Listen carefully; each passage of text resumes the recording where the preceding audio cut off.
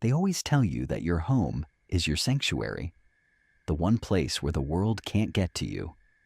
But if you've lived long enough in the quiet parts of the suburbs, you know that's a lie. The silence out here is not peaceful, it's a canvas.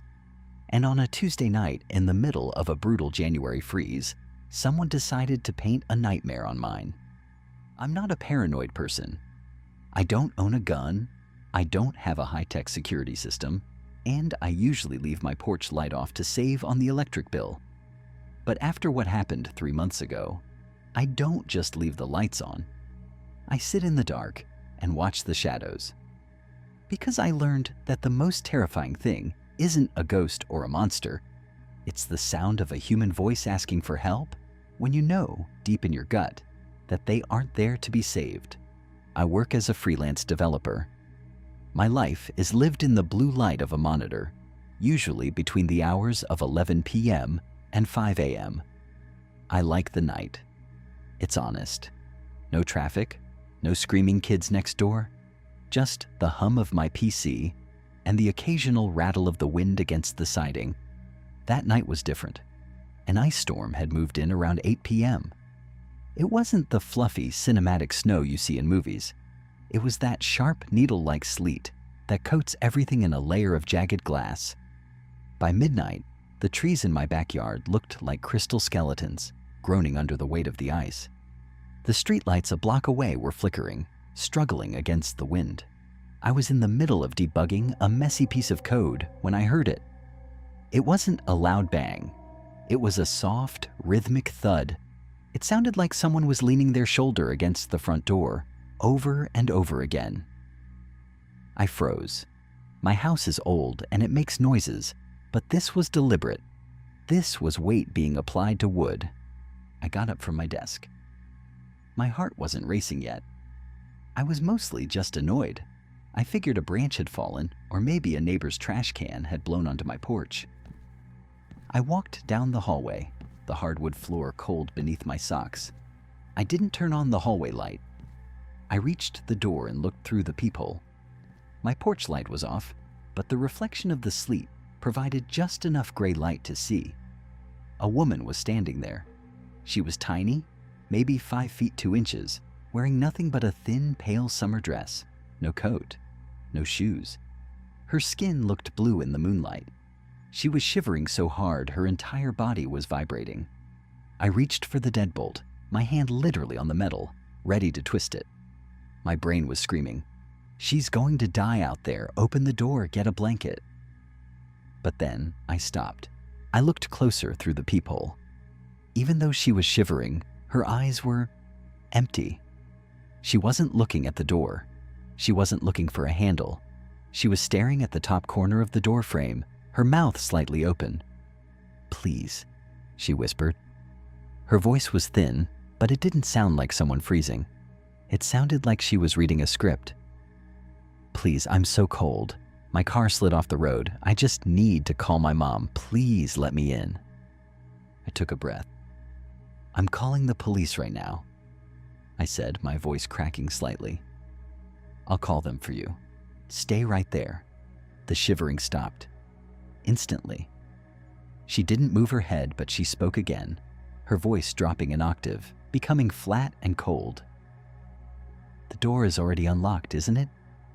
Just let me in for a second." A cold sweat broke out across my forehead. I knew for a fact the door was locked, but the way she said it, so confident, so predatory, made me doubt my own eyes. I backed away from the door, moving toward the kitchen window that gives a side profile view of the porch. I kept my back to the wall, sliding toward the glass, and peeked through the blinds.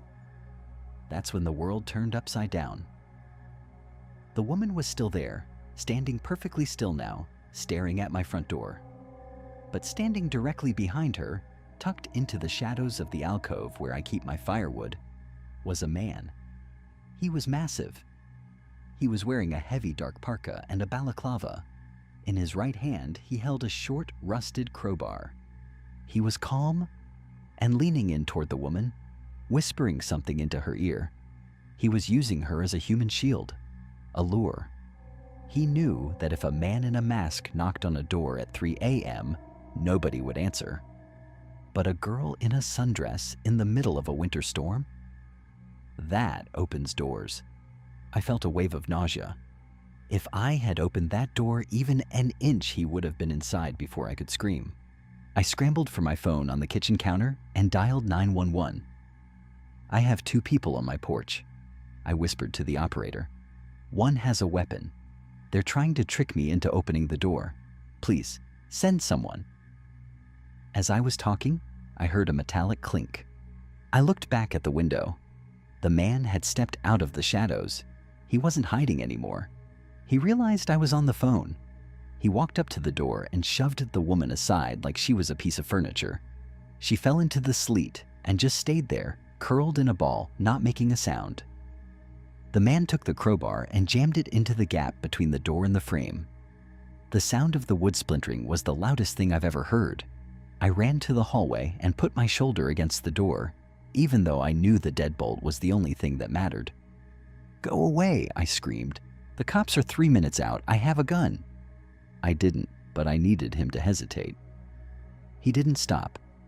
He started slamming his body weight against the door. Every hit felt like it was reverberating through my own bones. The frame was cracking. The top hinge was starting to pull away from the drywall. And then the woman started laughing. It wasn't a normal laugh. It was a high-pitched, hysterical shriek that cut through the sound of the storm. She was sitting in the ice, watching the man try to break into my house, and she was enjoying it. Just as the bottom hinge started to give, a flash of blue and red light hit the frosted glass of the living room window. The slamming stopped. Through the peephole, I saw the man look toward the street. He didn't panic. He didn't run like a normal thief. He calmly reached down, grabbed the woman by the arm, and hauled her up. They didn't run toward the road. They ran around the side of my house, disappearing into the pitch-black woods of the ravine behind my property. By the time the officers got to my porch, they were gone. The police searched the woods for 2 hours with thermal cameras. Nothing. No footprints in the sleet. No dropped weapons.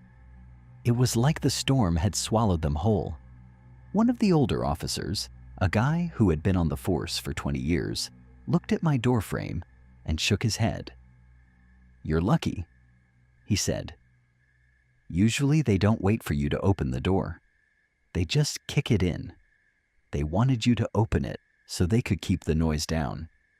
They wanted time." I didn't sleep that night, or the next.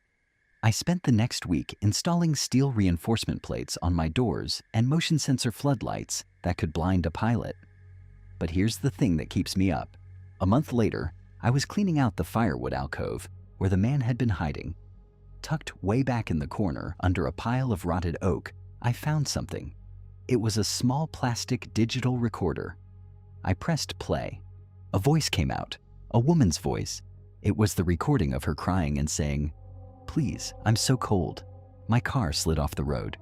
They hadn't even been talking to me.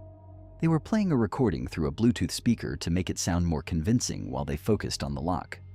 The woman I saw through the peephole, she wasn't the one talking. She was just a body in a dress standing there to complete the image.